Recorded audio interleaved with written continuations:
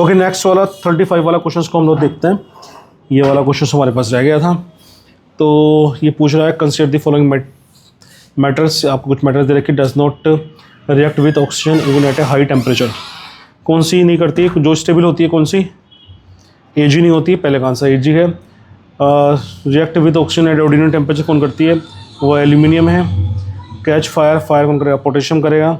Black कौन बनाता है? सीयू बनाता है, कॉपर बनाता है। एम्फोटेरिक ऑक्साइड के बारे में आपको सब कुछ बता रखा है मैंने कि जो एसिड और बेस दोनों से रिएक्ट करती है वो एम्फोटेरिक कहलाती है। तो आई होप आपने सब ये लिखा होगा। एल्कली जो बेस आपके डिजोल्व हो जाते हैं वाटर के अंदर वो आपके एल्कली कहलाते हैं। मैंने आपको साफ साफ इसके अंदर लिखवाया था। तो नेक्स्ट क्वेश्चन की तरफ मूव करते हैं।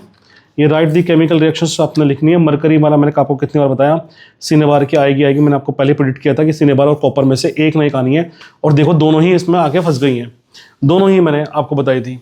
Silver with copper articles slowly loss their shine surface when expose to air. मैंने आपको बताया था कि ऑक्साइड के लेयर बनाते हैं, जिसकी वजह से ऐसा होता है। पूरा मैंने आपको लिखवा रखा है। 36 वाला क्वेश्चन है जो कि हम लोग देख पा रहे होंगे 36 में।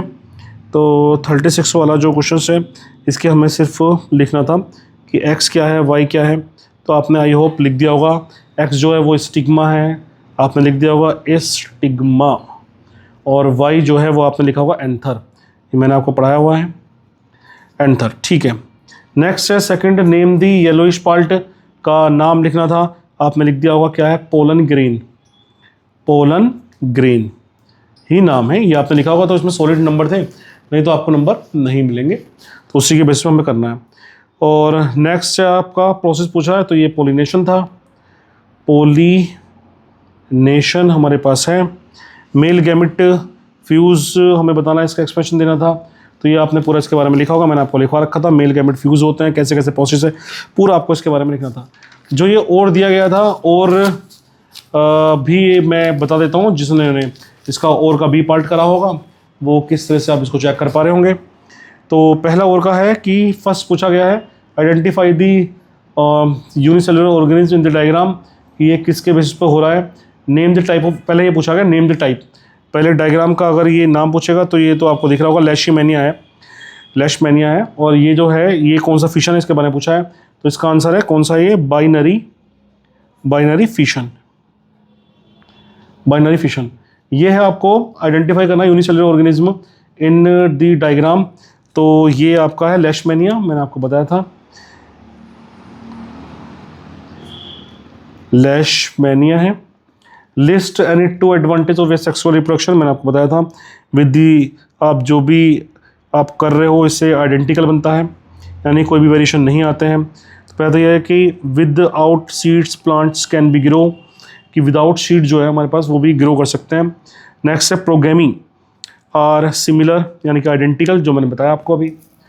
तो आई होप आपने लिख दिया होगा। हाइड्रा के बारे में name the explain any one of mode of asexual reproduction of hydra, मैंने आपको बताया था कि आएगा, या तो बडिंग लिख दिया होगा, रीजनरेशन लिख दिया होगा, आपने बना के भी इसको दिखाया होगा। नेक्स्ट है 37 वाला, रेन के बारे में आपसे पूछा गया है। ये क्वेश्चन थोड़ा सा इंटरेस्टिंग था और थोड़ा सा दिमाग वाला था कि आपको दिमाग इसका अगर आपने लगाया होगा तो ये क्वेश्चन आपसे हुआ होगा, नहीं तो आपसे ये वाला नहीं हुआ होगा। क्या बोल रहा है? पहला, इसके अंदर 2 क्वेश्चन दिए गए हैं, आपने पढ़ लिया होगा। In which one of the 4 test tube is the form formed minimum. Minimum form किस में आपका फॉर्म्ड हो रहा होगा? तो इसका जो आंसर है कि द फॉर्म मिनिमम जो बनेगा टेस्ट ट्यूब में, वो 4th वाली टेस्ट ट्यूब है, इसमें बनेगा मिनिमम एक आंसर। तो टेस्ट ट्यूब 4th में आप देख रहे होंगे, क्यों? क्योंकि ट्यूबवेल जो है का जो ट्यूबवेल वाटर है उसमें जो सॉल्यूशन हमने डाला हुआ है, ट्यूबवेल का वाटर हार्ड वाटर होता है, और जो साल्ट बी है वो लाइकली लेस फॉर्म बनाता है, ऐसा उसने बोला हुआ है। तो इसलिए इसका आंसर जो होगा 4th होगा। डिफरेंशिएट आपने कर दिया होगा, मैंने बताया था एक सोप है और एक डिटर्जेंट है, इसके बारे में आपने लिख दिया होगा। नेक्स्ट क्वेश्चन की तरफ मूव करते हैं। सी वाला, ईस्टरीफिकेशन रिएक्शन से मैंने आपको बताई थी, उसका जो ईस्टर बन रहे थे उसके साथ सोडियम के साथ रिएक्शन करनी थी, सपोनिफिकेशन रिएक्शन दोनों इसमें आ जाएगी। हार्डनेस के क्यों है मैंने आपको कई बार बताया हुआ है, कार्बोनेट की वजह से, बाइकार्बोनेट की वजह से डायरेक्टली ये क्वेश्चन आपको दिखाए गए थे। ठीक है, नेक्स्ट है 38 वाला, a person while climbing up rope की तरफ, जो आगे की तरफ चढ़ रहा है, तो हम लोग इसको प्रोसेस को कैसे बताएंगे, इसके बारे में हमें अलग अलग चीज़ें दी गई थी। तो 38 का जो आंसर है फर्स्ट का, जो हार्मोन के बारे में ये क्वेश्चन था आपका कि हार्मोन के बारे में बताना था किस सिचुएशन में क्या होगा, तो क्या निकलेगा, एड्रीनलिन, मैंने आपको बताया था एड्रीनलिन। और किसकी उससे निकलता है, तो मैंने आपको बताया था किससे निकलता है, एड्रीनल ग्लैंड, एड्रीनल ग्लैंड। मैंने आपको 4 ही बताए थे, उसमें से आपके ये फंस गए हैं। मैंने बताया था यही पढ़ लो, बस इतना ही काफ़ी है, पूरा प्रेडिक्ट किया था पेपर को आपको पहले से ही। नेक्स्ट है state any two response in the body of the person as a result of the secretion of this enzyme. क्या होगा, इंक्रीज हार्ट रेट और रेस्पिरेशन रेट क्या हो जाएगी, बढ़ जाएगी, और अपटेक ऑफ ग्लूकोज इंक्रीज, जो ग्लूकोज का लेवल है वो अपटेक होने वाला वो भी आपका बढ़ जाएगा। मैंने आपको इसके बारे में बताया था। ठीक है, नेक्स्ट आपके पास है सी वाले की तरफ चलते हैं। How does the action of the chemical signal, तो chemical signal travel through blood stream और while electrical signals through neuron. दो केमिकल सिग्नल होते हैं वो ब्लड के थ्रू जाते हैं, डिफरेंस बताना था। तो इलेक्ट्रिकल सिग्नल जो है वो तो आपके इम्पल्स के यानी कि न्यूरॉन्स के थ्रू जाते हैं, और केमिकल सिग्नल जो है वो ब्लड के थ्रू आपका ट्रेवल करते हैं। 39 का जो आपके पास सॉल्यूशंस है वो मैं आपको प्रोवाइड करवा देता हूँ।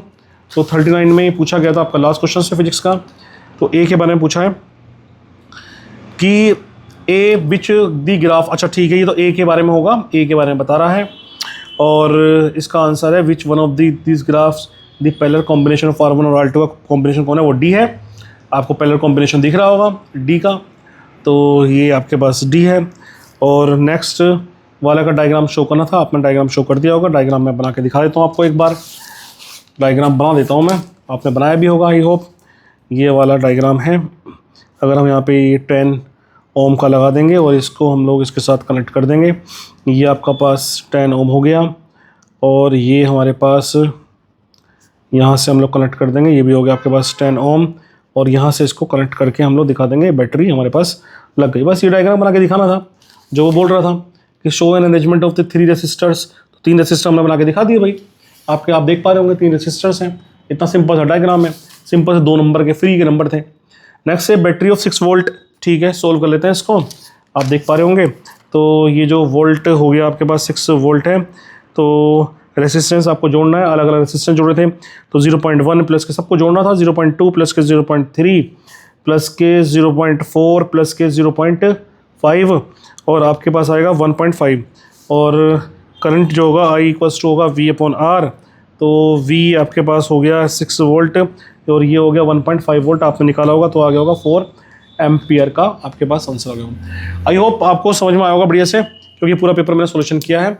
और आपको अगर और किसी का ये पेपर का सोल्यूशन चाहिए तो आप हमें कमेंट कर सकते हो, मैसेज कर सकते हो, हम उसके भी आंसर आपको दे देंगे।